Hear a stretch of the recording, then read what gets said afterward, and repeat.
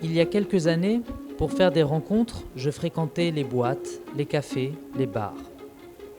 Avec les applications de rencontres, les choses ont changé. Et comme 30% des Français, j'ai sauté le pas. Violence, harcèlement, j'ai découvert que tout n'était pas rose. Les applications de rencontres, pour moi, c'est la facilité en fait. Il y a aussi des problèmes de discrimination. Il faut essayer de ramener les choses dans le monde réel. Il la frappe ou il la viole. Et le monsieur m'a répondu, t'as qu'à arrêter de bouffer, gros lard. Ils veulent maximiser le profit. 3 milliards de dollars.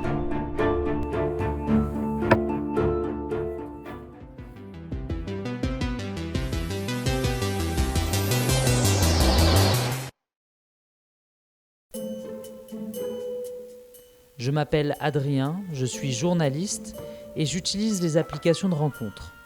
Récemment, je me suis intéressé à leur fonctionnement, leur business et les violences qui en découlent. Personnellement, j'ai eu quelques mauvaises expériences sur ces applications de rencontres. Tous les utilisateurs ne sont pas respectueux et ils tombent parfois dans la violence et les insultes, comme sur ces messages grossophobes. Alors, à l'époque, j'avais quelques kilos en trop, mais rien ne les obligeait à être aussi insultants.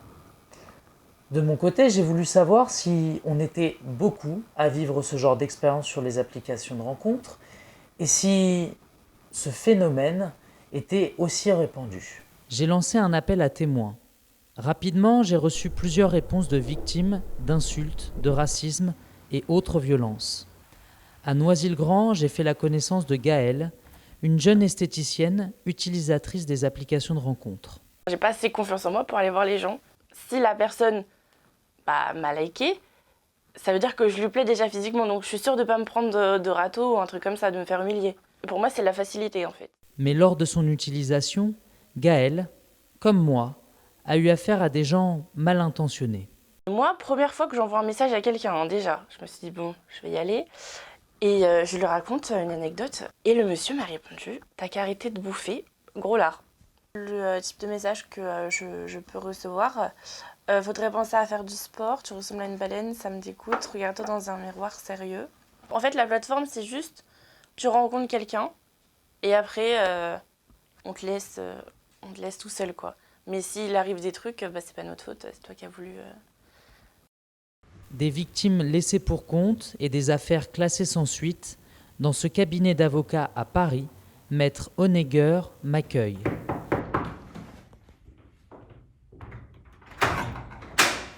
Bonjour. Bonjour. Eh ben, allez-y, rentrez. Merci. C'est par là, on y va tout de suite. Habitué à ce genre d'affaires, il m'explique leur complexité. Quand on a des affaires qui sont liées au virtuel ou à l'informatique ou des choses comme ça, il faut essayer de ramener les choses dans le monde réel, dans le monde matériel. Moi, ce que je dis dans ce cas-là, c'est deux personnes qui se rencontrent dans un bar. L'homme rentre avec la femme et finalement il la frappe ou il la viole. Est-ce qu'on va aller voir le barman en lui disant écoutez, c'est de votre faute, vous n'aviez pas à laisser rentrer cet homme qui est violent chez vous? La loi, cependant, est très stricte quant à toutes les dérives qui se produisent sur l'application elle-même. Il existe maintenant des systèmes de modération a posteriori, c'est-à-dire qu'en fait, à chaque fois qu'on voit un propos qu'on estime discriminatoire ou injurieux, ça peut être signalé. Et c'est maintenant la responsabilité des sites d'effacer, une fois qu'on leur en a donné connaissance, d'effacer les contenus qui, effectivement, pourraient poser problème d'un point de vue pénal. Suite à cet échange, j'ai décidé de contacter les plateformes pour savoir comment elles luttaient contre ces abus. Maintenant, on n'a plus qu'à attendre une réponse des applications en rencontre.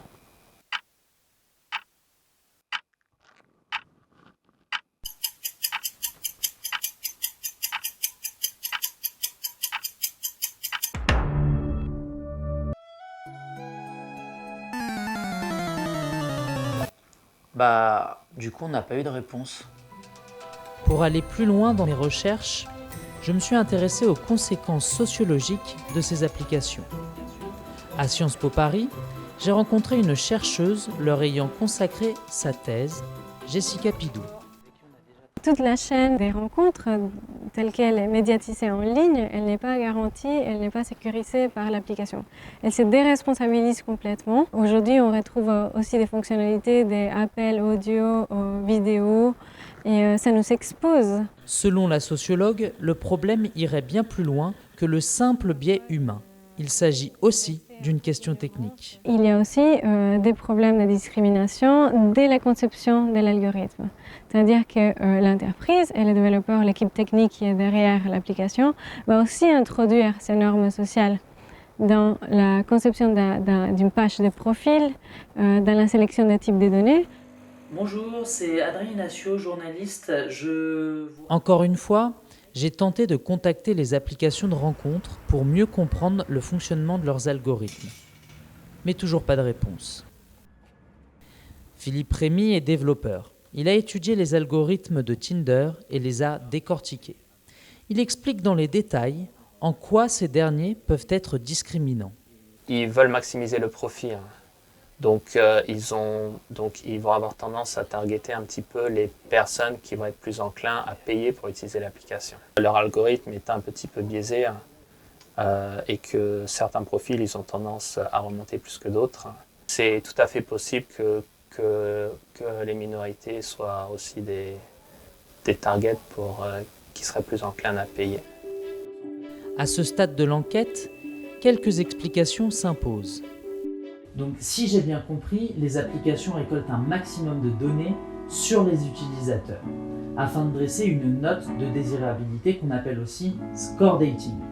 Cette note qui varie selon nos likes et nos matchs, l'application s'en sert pour cibler davantage certaines personnes plus susceptibles de payer. Ainsi, certaines applications adaptent leurs tarifs selon l'utilisateur. Le problème, c'est que les profils compatibles, l'algorithme les connaît déjà.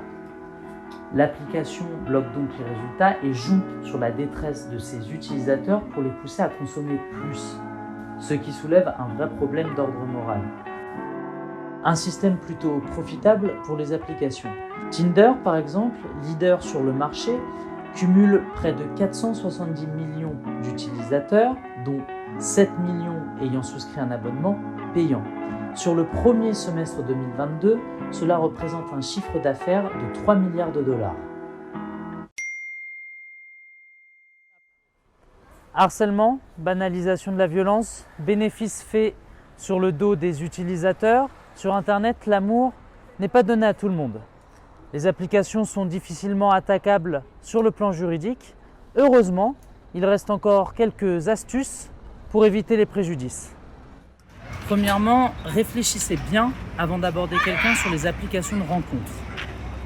Lors de la première rencontre, prévenez vos proches et faites en sorte que cela se passe dans un lieu public.